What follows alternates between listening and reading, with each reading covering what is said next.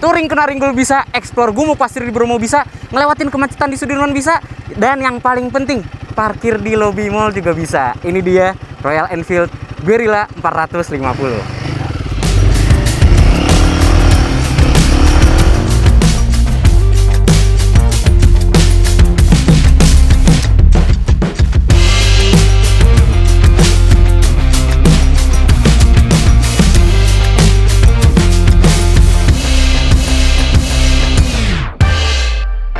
Oke, kenapa kita bisa bilang begitu di awal? Karena platform dari Guerrilla 450 ini memiliki platform yang sama dengan Himalayan 450 terbaru. Sasis seplek ketiplek, mesinnya pun sama, jadi stress member buat sasisnya. Itulah kenapa dia punya daya tahan yang baik seperti Himalayan 450, tapi dengan desain yang lebih ringkas dan compact jika dibandingkan dengan Himalayan 450. Tidak terlalu mengintimidasi dimensinya, sehingga Guerrilla 450 ini masih enak banget untuk dipakai harian, bahkan touring sekalipun. Lalu jika berbicara mengenai Royal Enfield, mereka memang punya sejarah-sejarah panjang di kendaraan roda 2. Namun nama Guerrilla sendiri memang masih asing untuk lini model Royal Enfield, karena ini pertama kali mereka membuat Scrambler kelas 450 cc. Sebelumnya mereka sudah membuat kelas motor roadster ya, tapi dia di segmen 350 cc, Royal Enfield Hunter, yang udah kita bahas waktu peluncuran globalnya di Thailand. Videonya di atas ini, boleh banget kalian tonton. Oke, sekarang kita bahas soal desainnya. Bener-bener mengesankan kesan motor roadster masih, tapi lebih condong ke desain Scrambler. Jadi tangguh kesannya, kokoh, rugged, seakan bisa untuk diajak off-road sekalipun. Walaupun ya kelas-kelas easy atau medium ya, apalagi ditambah dengan genuine motorcycle aksesoris resmi dari Royal Enfield. Nih, lihat aja ya, lampu depannya udah di cover, radiatornya udah di cover, terus ada crash bar sampingnya. Walaupun, dia untungnya nih ya, bisa kalian lihat ada engine guard di bagian bawah, jadi aman-aman aja buat dipakai off-road.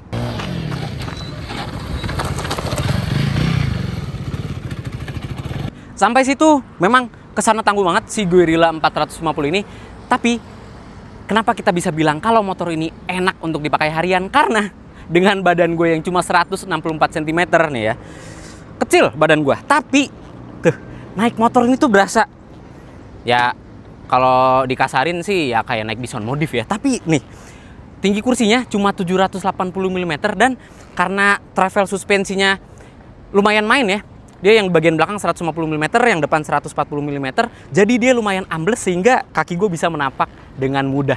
Walaupun memang berbicara mengenai beratnya, untuk kelas 450 cc lumayan berat ya, dia di 191 kg. Tapi tuh, enak banget buat stop and go dan bermanuver di tengah kemacetan deh. Enak banget buat dipindah-pindahin. Jadi masih aman buat harian. Dan dengan badan gue yang kecil kayak gini, kalau misalkan kaki gue turun 1, gue bisa menapak dengan sempurna. Kalau kaki gue turun 2, itu gak terlalu jinjit, semi-semi jinjit, tapi ya 3/4-nya udah napak tanah dengan mudah. Namun yang paling penting soal mesinnya. Mungkin sebelum kalian sampai di fase gue membahas mesin, udah ada yang komen tuh pasti, "Bang, masih geter nggak mesin Royal Enfield? Bang, masih panas nggak mesin Royal Enfield?" Semuanya sudah terpatahkan berkat mesin terbaru 450 cc Sherpa engine dari turunan Himalayan 450. Karena sudah berpendingin cairan, udah bukan air cooled lagi, dan ya kapasitasnya walaupun cuma 1 silinder 450 cc, transmisinya udah slipper clutch, 6 percepatan.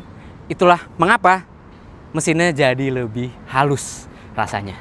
Oke, transmisi yang sudah dibantu fitur slipper dan assist clutch tersebut menyalurkan tenaga sebesar 40 PS dengan torsi 40 Nm dari mesinnya ke roda belakang yang disambungkan lewat rantai. Oke, masih rantai, tapi kesan dari suara knalpot dan rantainya itu yang membuat kita bener-bener merasakan pure adrenalin dari sebuah motor Royal Enfield.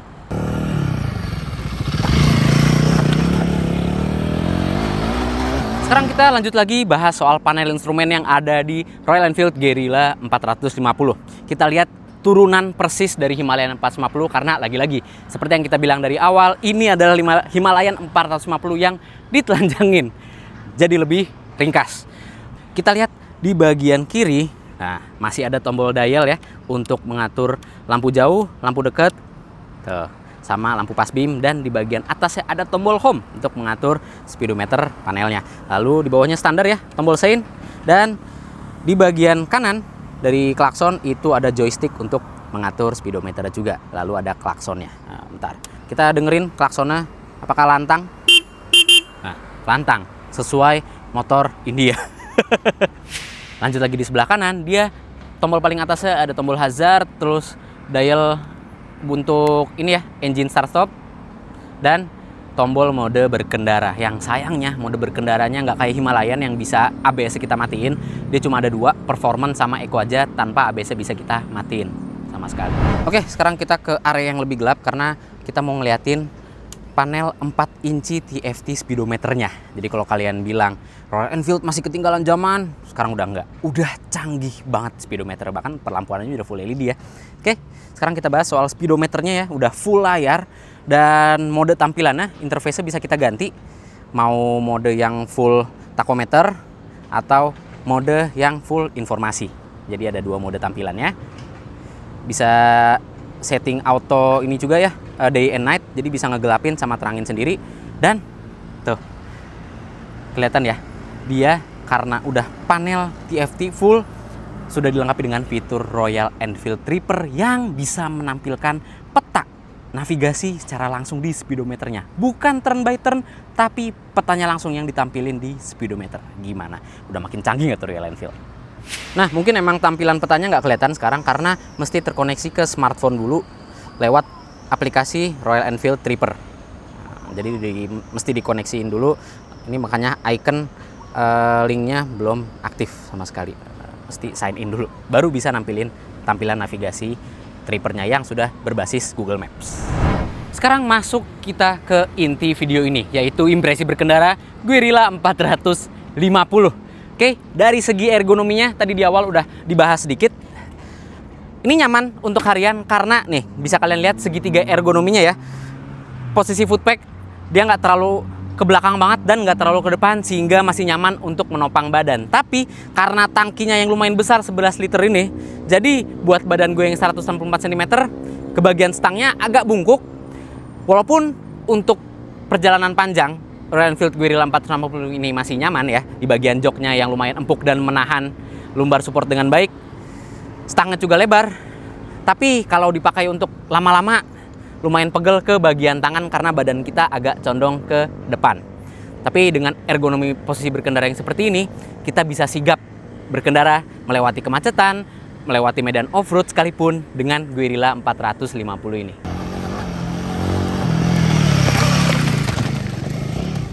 Lalu karakter mesin 450cc Sherpa-nya, karena sudah berteknologi ride by wire, responsif banget.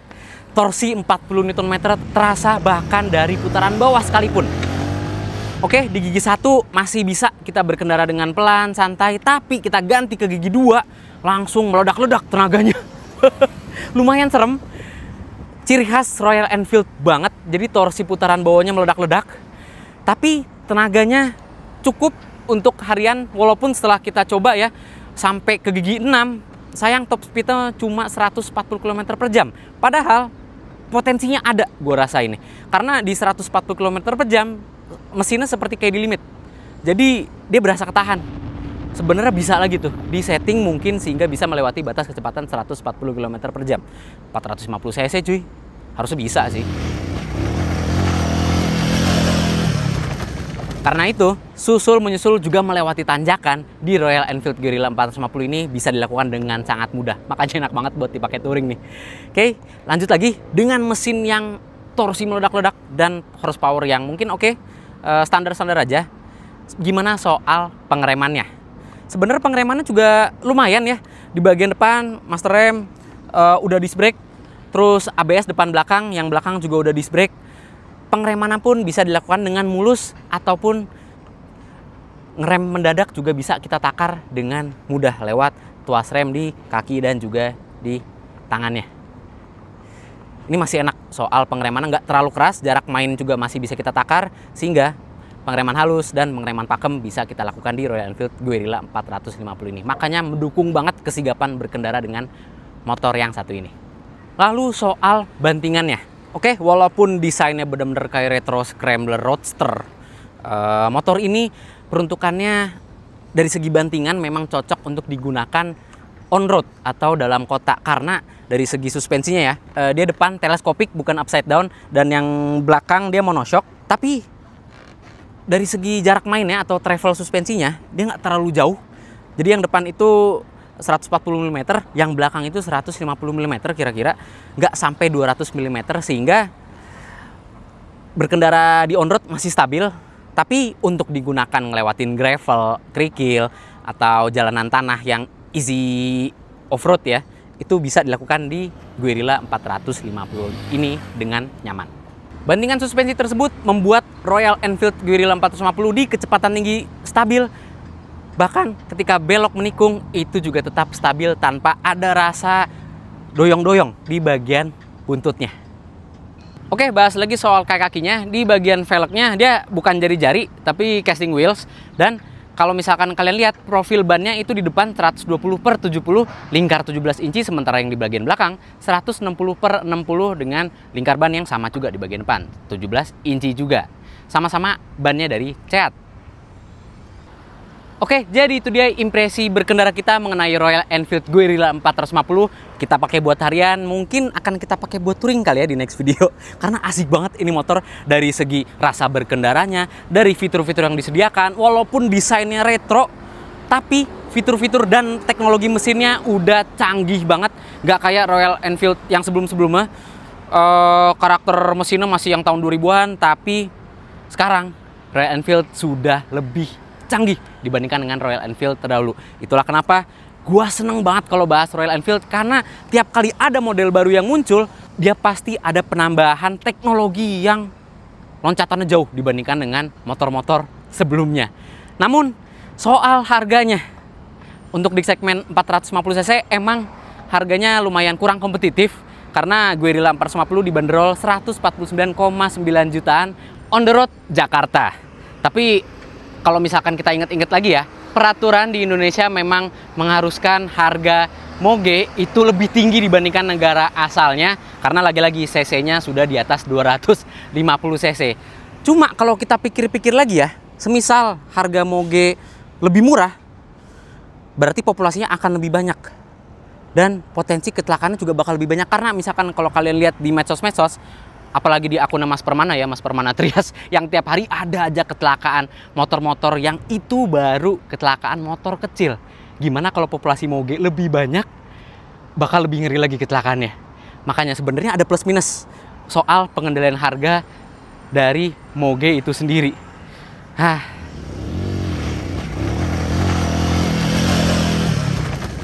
Oke, jadi gimana menurut kalian Royal Enfield Guerrilla 450 ini? Dengan harga tersebut, kalian dapat desain khas Royal Enfield, mesin berteknologi tinggi yang sekarang sudah menjadi ciri khas Royal Enfield, dan fitur-fiturnya yang sudah canggih. Komentar aja di bawah, jangan lupa subscribe, jangan lupa tekan lonceng untuk mengetahui video seru selanjutnya dari Autoride Max. Gue Bagas Satrio, dadah!